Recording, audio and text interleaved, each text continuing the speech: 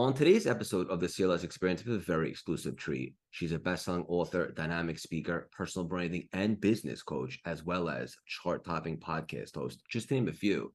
With over 15 years of empowering lives to take their inner star quality and crack it open to help spread your message with the world, she has been the guiding force behind countless leaders and creatives worldwide.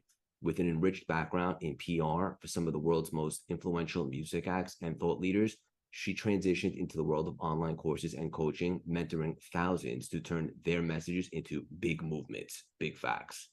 Recognized as one of the top 100 leaders in influencer marketing and featured in renowned publications like Forbes, Entrepreneur, and Success, her impact is undeniable and her content will penetrate your soul. She's just a juggernaut in all facets of life and a terrific mother and human. Please welcome the passionate, transformative, brilliant, and abundant, the beautifully authentic Julie Solomon. How you doing, Julie? I'm good, Craig. Thank you so much for having me. My pleasure. You feeling good? I did right by you by the intro. Oh yeah, I'm gonna actually just stick you in my pocket and take you when I need someone to intro me, I'm gonna pull you out. Yeah, I would love to. And it's funny because we hit it off before we hopped on air and so forth. And there's a lot of alignment here, a lot of synergy. This conversation kind of feels like a long time coming. For our listeners and our audience, in case you're not familiar with Julie, my best suggestion is to do a deep dive, play catch up, check out all her awesome stuff, her book, her Instagram account, her podcast, all the stuff. What I think is most valuable today is if you have an unbelievable conversation. Before we dive in, we're going to get a little weird. You ready for me? Yes, let's do it. When you wake up every day, for you personally, what are some non-negotiables for you? Now, wake up every day for me personally. The first thing is breath, like really like taking a deep breath in to get that body moving. I think it's so easy for us just to like get up, get out of bed, like da da da da da da da da, and we start, kind of on the autopilot. So for me, big deep breaths, big glass of water. That just kind of sets my movement, my body, my mind, everything running. And then moving my body in some way. So I'm very consistent with Pilates. I do it 3 to 4 days a week. If I'm not doing that, I go outside if it's nice and get some kind of movement and activity happening. So that's a non-negotiable for me every single morning. Before I do that, I have to, of course, I have 2 kids. So being with them in some capacity, whether that's just taking them to the bus stop or making them breakfast, is a non-negotiable.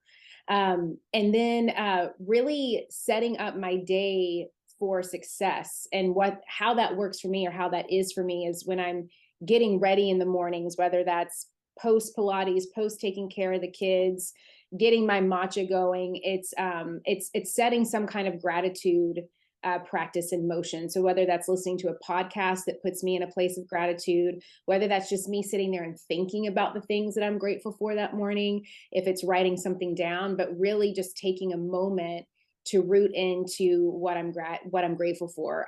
Gratitude really is everything. And I could talk way more, about that. There's definitely a correlation between, now that I've been doing the business that I have been since 2016, but even before that as a publicist, I can see the seasons of my life where I really was intentional about gratitude and how that manifested in the physical form with quote unquote success in whatever way I define that, versus the times that I might have been more in a victim state and not really wanting to see what to be grateful for, and kind of how the universe was a mirror to that. So gratitude is a huge one, along with my matcha, my Pilates, and my kids. I love it all. I love how intentional you are about everything. You get so much done before most people probably even wake up. But the gratitude thing, it's interesting because it's become a little bit cliche, I guess, to say practice gratitude, but I could tell it's different with you. And for me too, like when you really take a moment, right, to not just keep going and just take a second, get quiet, and just say thank you for the certain things that you have, you elevate your frequency and you're becoming more of a vibrational match for the good stuff that you'd like to manifest. Whereas if you don't do that, it's so easy to get negative momentum with your thoughts, right? Yeah. And, we get to choose our thoughts, whether we are aware of it or not. And even that's really what a belief is, right? A belief is just a thought that you think over and over and over again. And so by being really aware and mindful of the thoughts, we actually do start to really form the belief systems and the habits that we have throughout our day. So yeah, the gratitude to me is really a reflection of that. And And like you said, I mean, it is cliche. You hear everybody say it, but I think people say it because it works. Right. So, that's something that I can't really stress enough. Yeah, love it. There's so many things that you do, so many things that you're involved with. I'm just curious, shit off the cuff, like, what do you love to jam out the most on right now? Like, which topics? For Where me, do I begin, right? yeah, I mean, for me, Craig, this year it's been interesting. To me, the way that I sum it up, it's about getting back to the basics. So to the basics for me are how do you build an online brand and how do you scale it? I mean, that's really to the core of when people come to me for help, for guidance, for advice. When they think of me, they think of that building a brand and the influence and the visibility components that come with that. And I think that as people's own brands grow and evolve, like mine do, it's really easy to lose sight of what that thing is for us. And I had someone once give me a great piece of advice. It was probably the best piece of business advice I've ever received, Craig. And she said, don't ever get bored of your business. And I was like, ooh. And I think it hit at the right time, when you hear something that you're supposed to hear at the right time. And I needed to hear that then, because in the midst of over the last few years, I started to get very bored of the basics of my business. I was promoting and launching a book, which, as you know, is a whole freaking gauntlet in and of Oh itself. my, yes, it is. Yes, it is. I moved from LA to Nashville, Tennessee. So that big move was a transition. I had a baby in the midst of all of that. And we had Congrats. this thing called COVID that happened. So I had a lot of things that were kind of happening at once. And I started to just really get bored of what I was doing. And I think that, looking back kind of on the last few years, that I guess that was meant to kind of happen so I could give focus to a book. I could give Of focus to course. my child. I could give focus to really building a new home and an environment since we moved. But coming into this year, I really craved getting back to the basics of what I love to do and what I love to teach and really what people come to me for, and finding the excitement and the enthusiasm back into that and kind of reinvigorating what that would look like for me now in this new chapter. And so for me, that is really what I'm getting excited about, is just what I call the basics of who I am as an educator and as a coach. Yeah, so good. And I can relate to that, right? Like, I'm still relatively new with this stuff. 3 years is not really a long time in the grand scheme of things, but I could see how, like, if you're not always evolving or expanding or keeping things fresh and exciting, it's easy to find yourself in a little bit of a rut. Or I know you've talked about like a business plateau, and it doesn't even necessarily have to be like business in regards to like revenue or income, but just like the day to day and what you're actually really excited about, right? Yeah, because the enthusiasm is everything. Enthusiasm is what leads to sales. Enthusiasm is what leads The to energy. conviction. Yeah. And just, this is kind of going back to my PR days of like, we all have to be our own publicist. We can't just expect somebody else to come around and toot our own horns and sail for us. I mean, that really is, us at the end of the day, especially as, people that may be listening to this, if they are an online coach, if they're some kind of entrepreneur that uses the online landscape as a way to market themselves, if they're, a content creator, an influencer, anything like course creator. I mean, we are personal brands as well at the end of the day. And so it really is up to us to remember that and to be the person that is leading that with the enthusiasm. I think that's so good and so juicy and so applicable, because it's not even just like creators and people in the online space. Like, I know Arnold Schwarzenegger, he just launched his book a couple weeks back, and I saw him everywhere making the rounds on podcasts, speaking. He was just here in New York City, you name it. And it's like nobody's really exempt from that. Like, you have to be your own advocate, right? Right. And I might have underestimated that with the book process, because as it turns out, writing the book is kind of the easy part, then spreading the message and all that stuff. But I embraced it and so forth. But I don't think that ever stops, right? If you believe in what you're doing and you're passionate, you're energetic behind it, you got to let other people know. Yeah, that 1,000,000%. And I think that it's so easy I see more so and I'll say this, my husband's an actor and he's been an actor since 1989 and has consistently worked in Hollywood and had a very thriving and successful career. But this was something, even 10 years ago, we were talking about that as an artist and as a creative. He's like, why do I have to then be the one that has to like promote myself. Like, can I just be the artist and create the magic and then someone else come and promote it? And my response to that is like, well, not anymore. I mean, maybe before social media was around, but now it's really expected. And I think it's kind of naive to think that, the only thing that you have to do, or that I have to do, Craig, is just write the book. And then somehow people are just going to magically find the content. I think in today's age, not only is it our obligation and our duty to share the work that we have with the world, but really, I think most importantly is it gives other people the permission to do the same. Yeah. And really being an example of what's possible when you put yourself out there, when you lead with that vulnerability, and when you really showcase and share with the world why you are so excited to do the work that you do and to share it with others. This is unbelievable. In essence, we kind of just finished like a 3-year story arc from inception, my first piece of content with 200 followers to where we are now. And when I put this all together, I created what I like to call like a 10-lane highway, which each lane was like a way to make an impact and do business: speaking, coaching, TED Talk, book deal, podcast, communities, all the things. And to be very humble, we kind of hit a lot of them. And people keep asking me, what's next? What's next? And for the first time since I was able to get quiet in the pandemic, which, if I'm being honest, was kind of like a forced pivot, but I saw the power in mindfulness, I'm taking a second to really think, like, what is that next level of expansion look like, right? Like, I don't want to just finish the year strong doing what we're doing. Yes, I want to do that, but I really want to think about, like, what does 2024 look like, and maybe the next 3 years. And one thing that's so important to me, and it seems like it is for you too, is to really get excited about something, right? Isn't that the best? And that's priceless. When you're enthusiastic about it, everyone else will be as well. But at the same time, if you're not, that will show as well.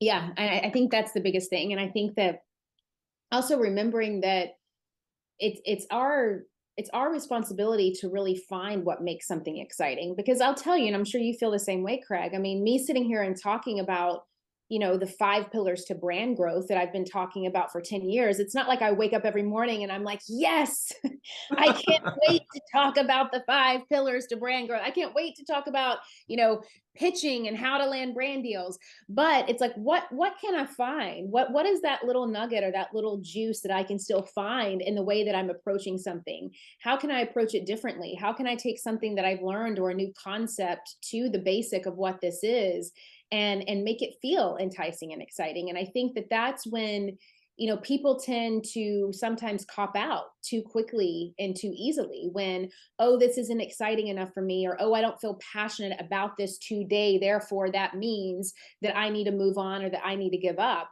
And it's like, your passion is going to come and go as you come and go. I mean, I think about like, my sweet little boyfriend that I had in 6th grade. I'm not necessarily still passionate about that, relationship that I wish him well, but like, I'm not passionate about that anymore.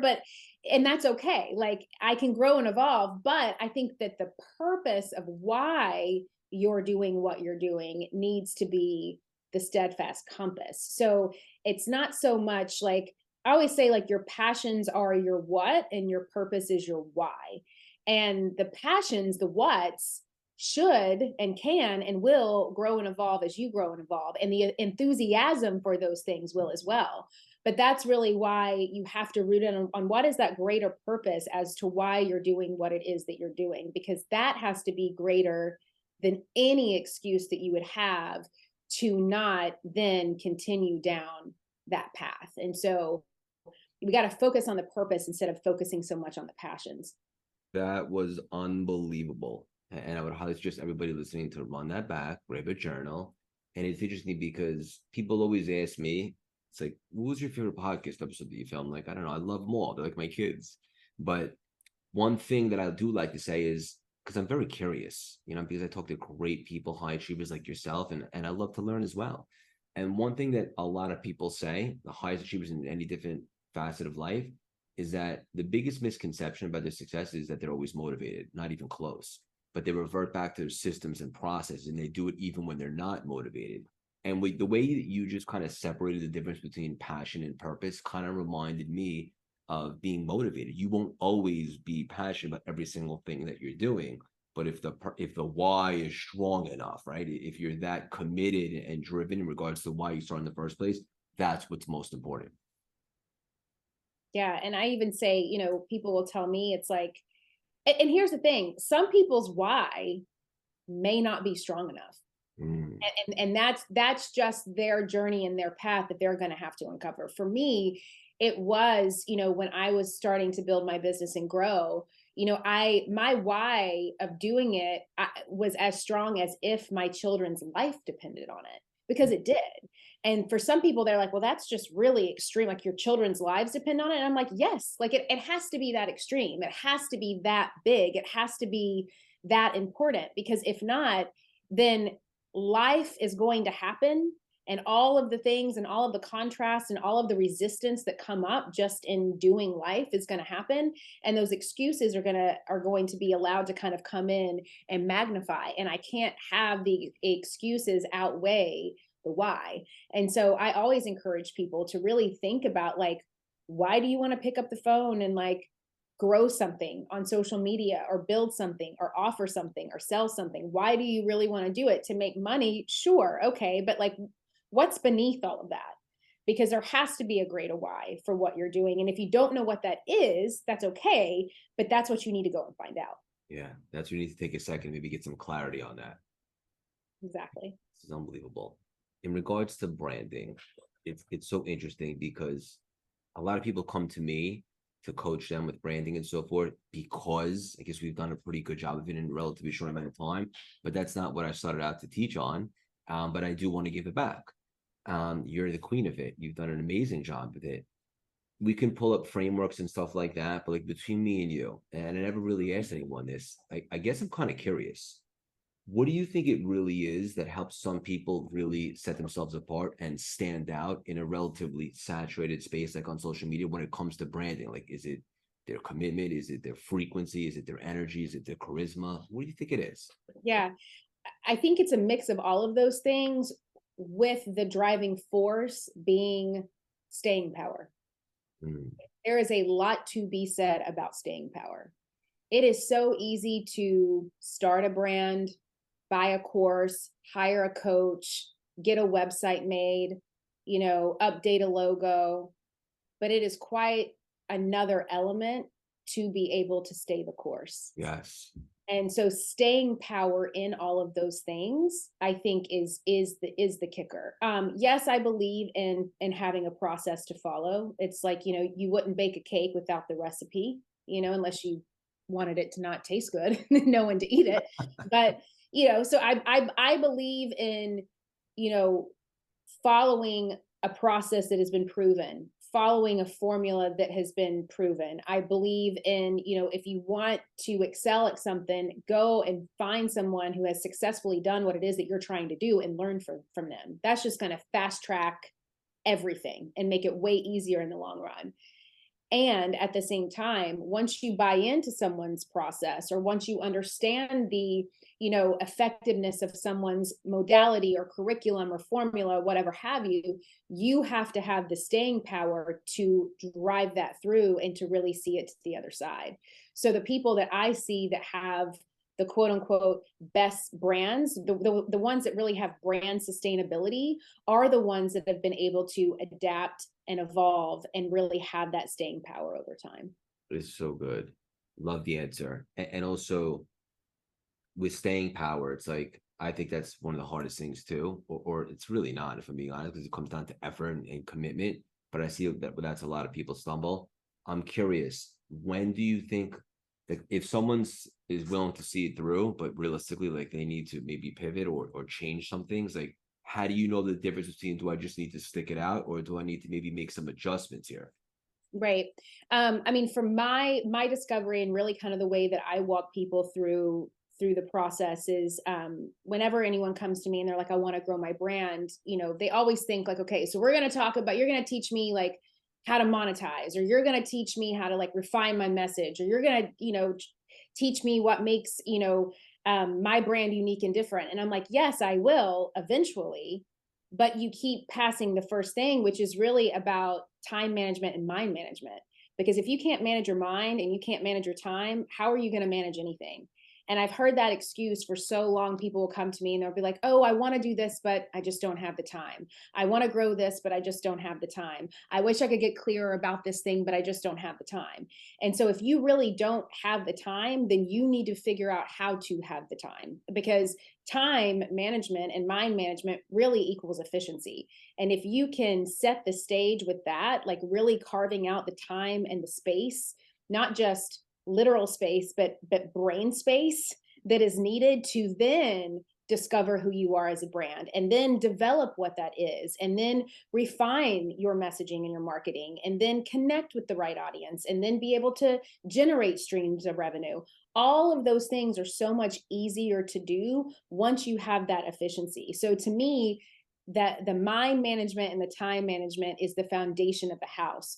Most people try to build the house without having that laid. And so that's why I always start with that time management piece, creating those boundaries, really putting a structure in place that works for someone based on their unique goals and really kind of how their life works. And then from there, we can go into brand discovery, brand development, and all the other good things. Yeah. And for someone that might be listening today and they're like, well, I'm not really growing a brand. I just want to say this. I encourage everybody in 2023, really 24, to lean in to building a personal brand or really a brand in any capacity. Because look, like even if you wanted to go apply for a job, like where are they going to look? They're probably going to look at like your social media. And I Right. feel like it's the modern day like reputation. Whether you like it or not, like it is what it is, right? Just like AI is going to be here. And also the really cool perks about building a brand for anybody listening that's maybe thinking that they should, it's yours. Like you can't get fired from it. Like nobody can take it away from you. It's recession proof.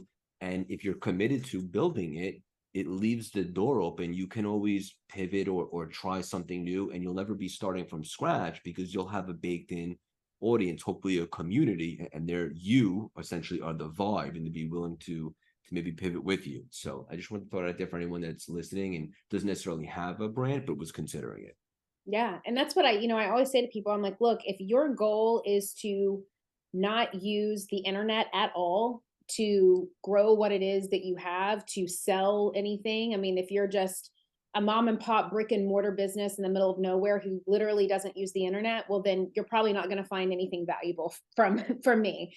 But if you have a product or service to sell and you want to use the internet as one of the ways to do that, then you absolutely need a brand. And that really, you hit on the word. I mean, that is what a brand is. A lot of people think that, well, a brand is a business. Well, a brand is not a business. A business uses a brand, but it's not the business. A brand is a product. No, it's not the product. A brand is a logo. No, that's a useful tool for a brand, but it's not the logo.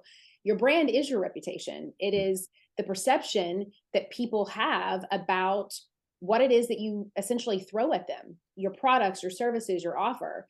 And as long as you have that, kind of mostly,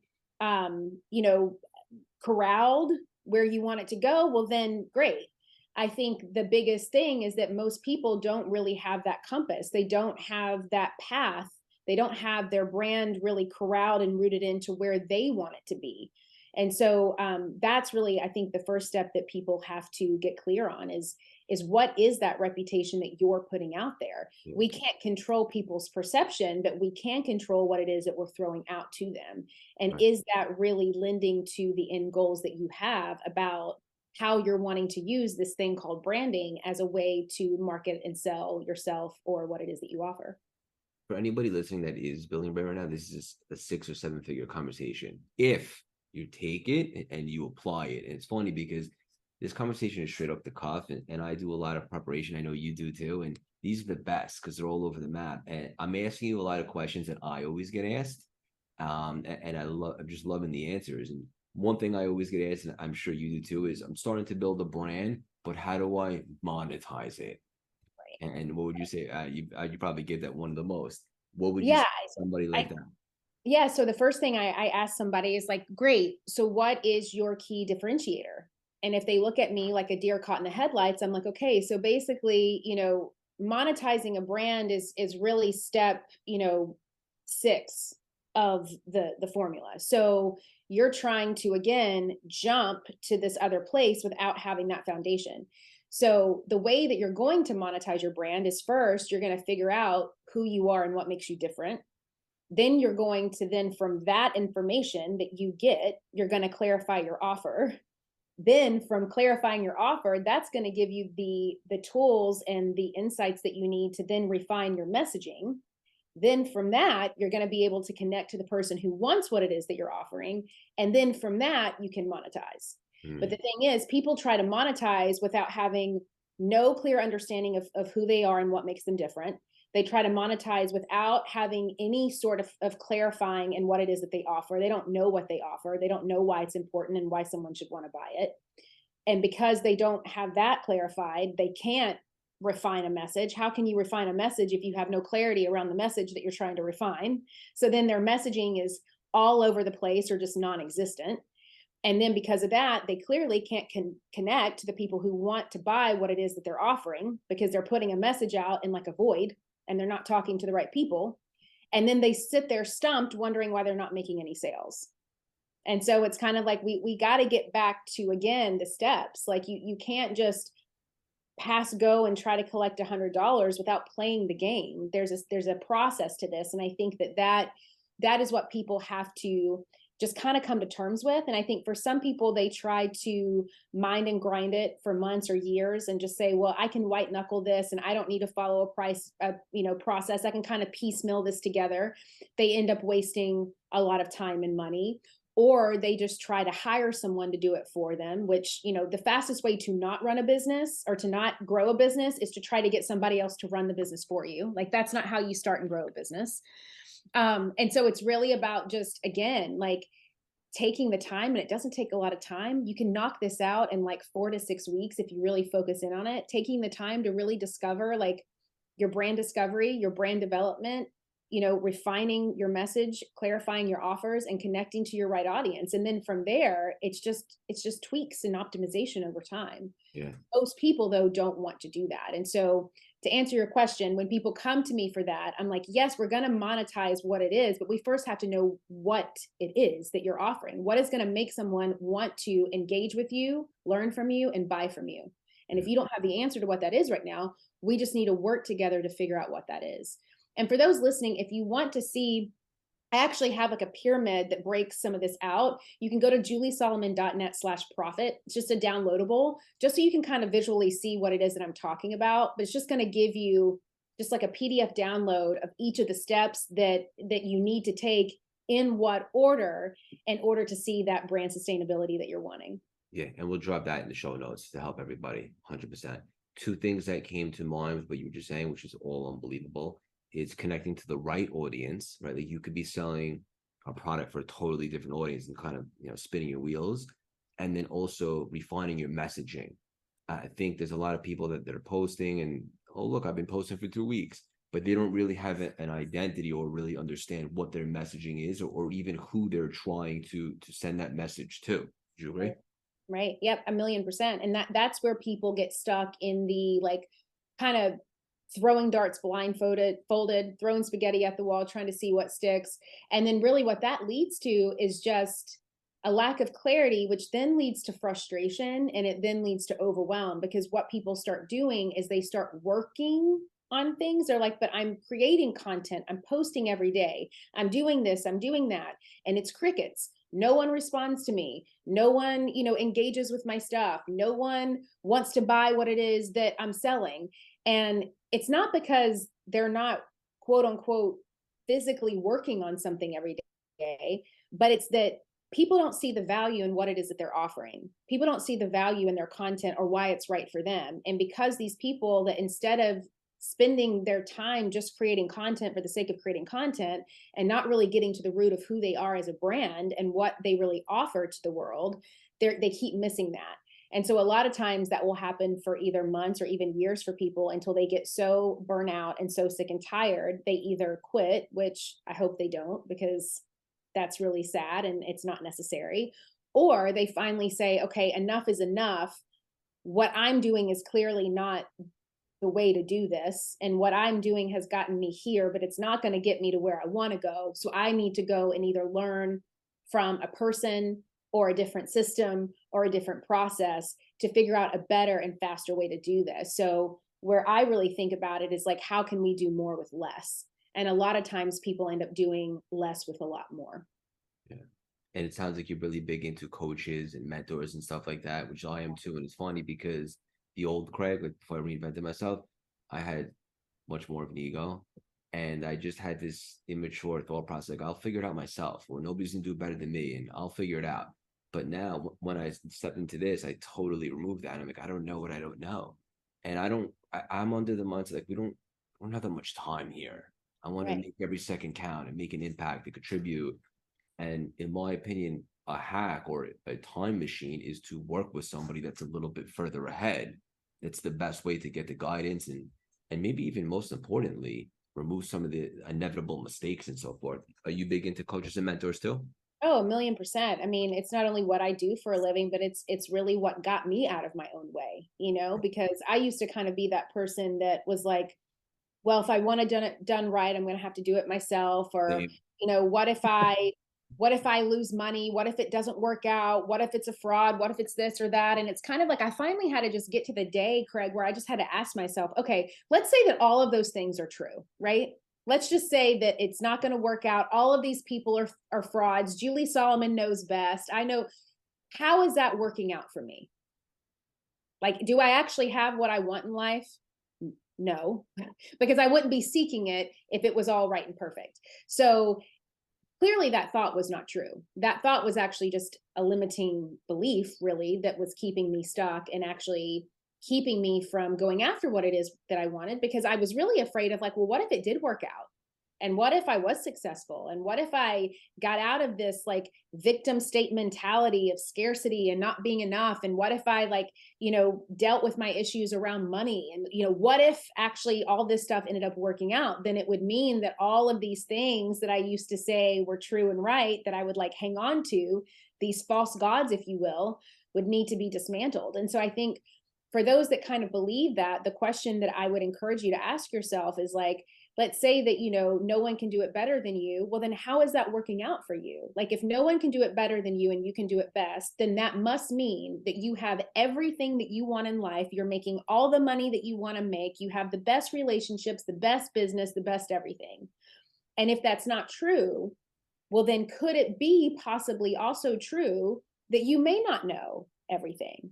And that's okay. And like, how can you learn something new, and what can be bettered from what you've already done, and like who can support you in that? And I think that's the first step with becoming more open-minded with coaches and mentors, because they've been everything for me and any Same. successful person that I know. I don't know a Same. single successful person on planet Earth who has gotten to where they've gotten on their own.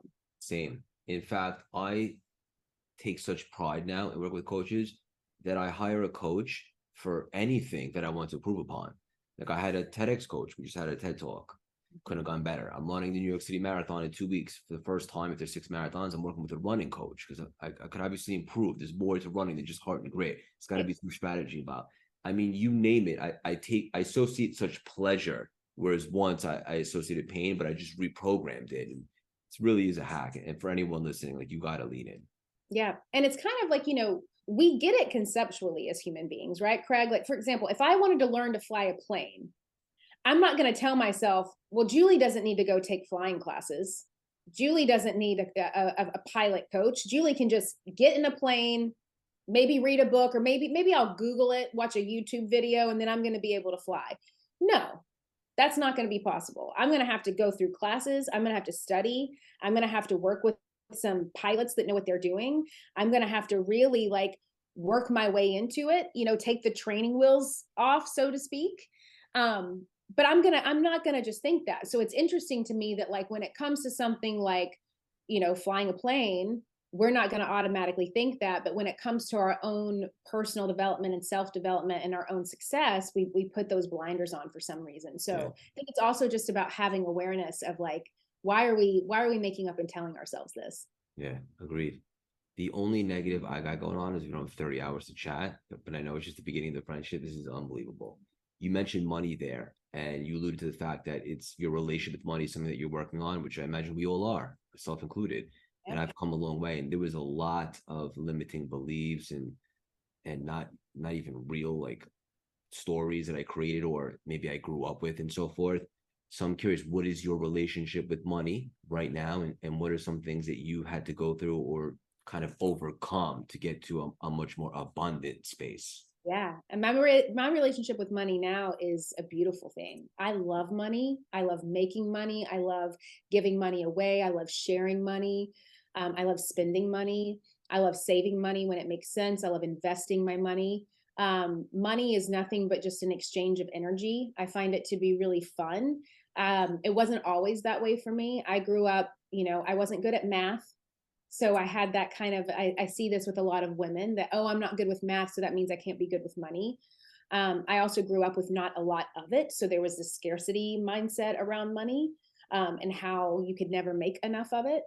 And it wasn't until I had a rock bottom moment where I was hiding over $30,000 of credit card debt from my husband, and he found out. And I had to, come to terms with, why am I hiding this money? Why am I hiding this debt? Where does this shame come from? What's happening here?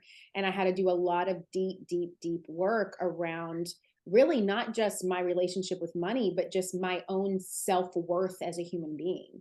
And this is where I really learned about the idea of self-concept with money.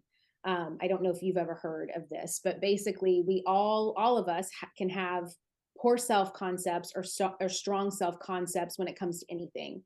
And so as it relates to money, I learned, and this is kind of more subconscious, right? But you can never earn 10% more or less than your self-concept level of income today. Meaning, if you are someone that today you earn 10% more than your concept level of what you're comfortable with, you will actually have an unconscious, irresistible urge to get rid of the money and to overspend it. If you earn 10% below your concept level of income, you're going to engage in those scrambling behaviors, right? Thinking about like, how can I work harder or smarter or better or faster until you get back into that comfort zone of whatever that comfort zone is for you. And then once you hit that comfort zone, you're going to just be like, oh, okay, I'm safe. Yeah. And so when I started to realize what my self-concept was, I realized that the only way to really increase my income was to expand my comfort zone with regard to what I earned. Because, and I know this now just from working with thousands of incredible, brilliant minds, that there is zero difference, Craig, in talent or really capacity or desire between someone earning, say, $100,000 a year and someone earning $500,000 a year. The only difference is that that one person has settled at that 100K self-concept level, and the other person has refused to settle at less than anything other than 500K.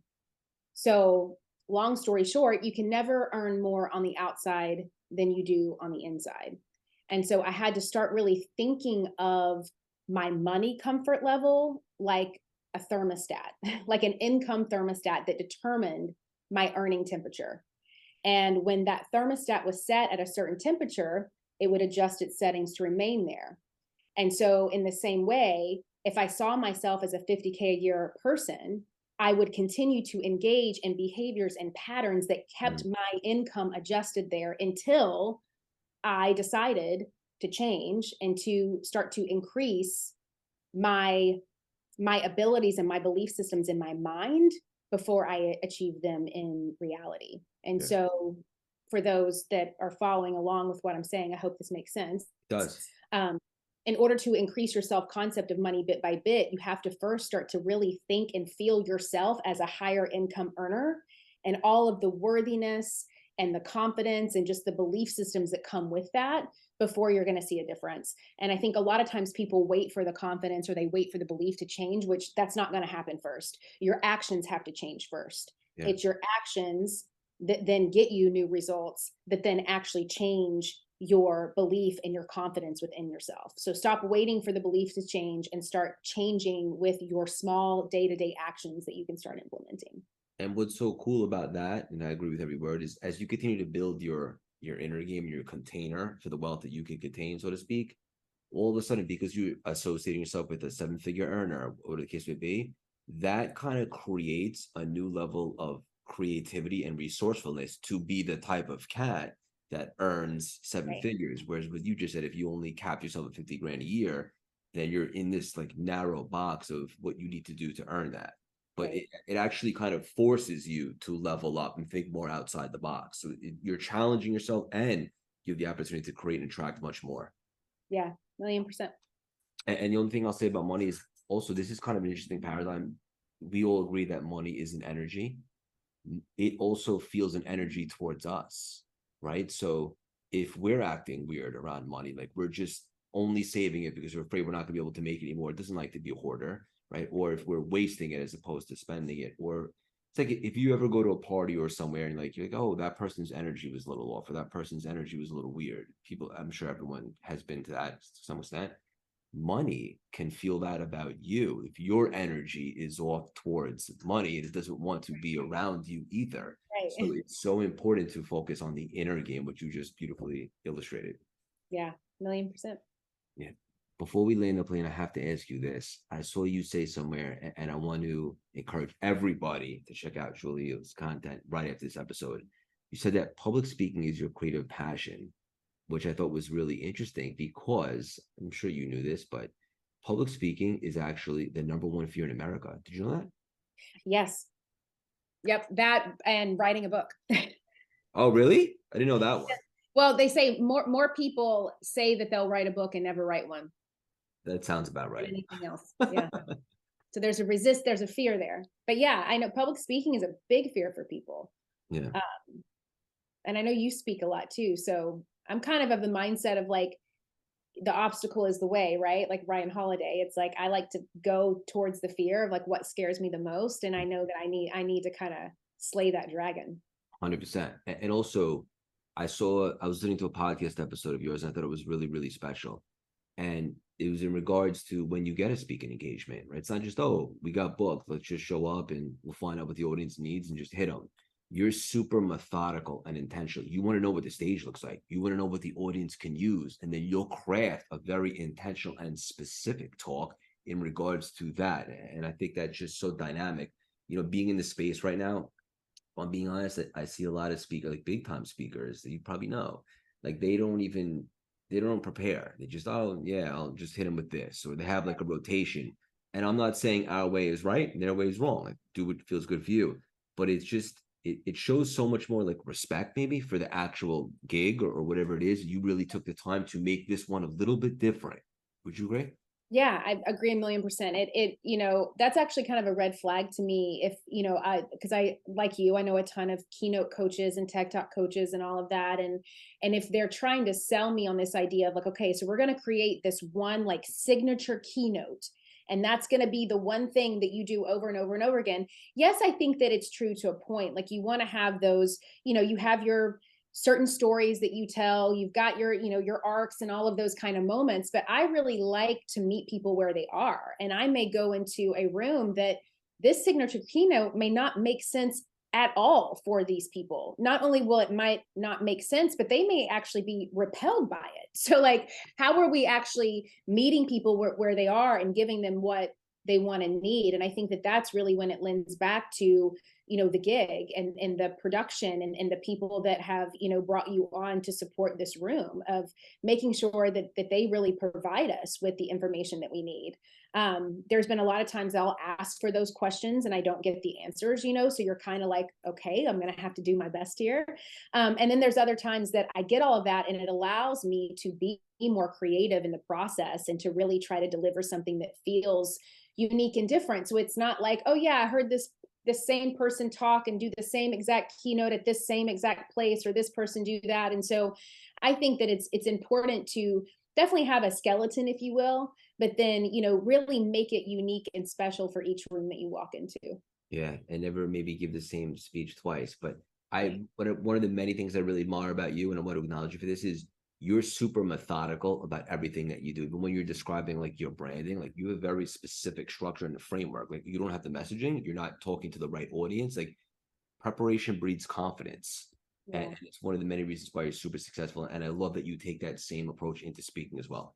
Yeah, for sure. And I have a lot of people, I don't know if you get this too, Craig, but they'll be like, well, I can't be as methodical as you, Julie, because I have ADHD or I have this or I have that. And I'm like, that's even more so why you need it. Like, be like human beings, no matter what learning differences we have, we crave structure, we crave a method, we crave a step by step by step process to follow. Yeah. So I think that we need to lean into that more, and I do. It's just how my brain works. Yeah, I love it. We didn't even talk about your book, but I encourage everybody to go grab it. I'm going to put that in the show notes as well. Get what you want. How to go from unseen to unstoppable. I get asked this often. I'm sure there's many reasons why someone should grab this book, but who is this book specifically for? This book is for someone who is ready to who's sick and tired of being sick and tired of their own BS, and they're really ready to learn just some practical and actionable things that they can start applying to their life today to actually see a change. One of the reasons why I wanted to write this book is because, like you, Craig, I love self-help books. I love, reading all of those. But a lot of times, depending on where I was in my life, I would put down a book and it would actually make me feel worse than I was when I started reading it, because I was like, okay, so now I have to become this person, or now I have to do this thing, or now I have to change all of this about me. And I didn't want someone feeling that way. I wanted to really, again, meet people where they were and give them the tools that they needed just as they were today to start to see those small shifts that can create big changes. And so that's really who the book is for someone that doesn't want to just be told to be themselves. They want some good, quick step by steps to make changes, but they don't want to be brain dumped, a whole new like way of living or mindset that they're going to have to start like their life all over again. So Okay. And it's awesome. Everybody should grab it. It's very practical, which I love that you do. You marry like the spiritual with the work. And then also you made a comment earlier in the conversation, like if someone's not really into all this branding and stuff, then maybe you're not the person for them. But also you talk all things mindset and psychology and why certain things work. And I think that's applicable for anybody in any capacity as well. yeah, for sure. Psychology and mindset, and really understanding the mindset of your ideal buyer is the key to growth, but you can't understand them until you understand yourself. And so it really has to begin with you and understanding what makes you tick, and the psychologies and the limitations and the strengths, the challenges, everything that you have that you're bringing to the table. And then from that, you're going to be able to build and grow and really attract the people that need you the most. Yeah, I love it. What's the best way for our community and our listeners to support you? Obviously, we'll have them grab the book. Is there a specific place they should grab it? What are you most excited about? And how can everybody follow along and be a part of your world? Yes. So I tend to hang out the most on Instagram. So you can find me at Jules, Juls Solomon, SOLOMON. For the podcast listeners out there, I do have a podcast called the Influencer Podcast that you can listen to that wherever you love to listen to podcasts. It's also on YouTube. My website is juliesolomon.net. That's where you can learn more about me, how I roll, what I offer, all the things there. And then the book, Get What You Want, How to Go From Unseen to Unstoppable, you can grab that, or the Audible, wherever you love to buy books. Of course, it's on Amazon. You can find it at Barnes & Noble, all of those good places, and then the Audible app. Yeah, it's so good. Unbelievable. Truly, hang out for 1 sec. I want to connect to you after. I want you to know you the definition of authenticity, self-awareness, and beautiful vulnerability. I could personally guarantee your best is yet to come. Keep on spreading your wings and leaving your mark on this world. So much love and respect for you. Thank you so much for stopping by and dropping these priceless, juicy nuggets today. Thank you. Thank you so much for having me. I mean, I could talk to you all day. That was awesome. Oh, thank you. Where are you coming to speak here in Nashville?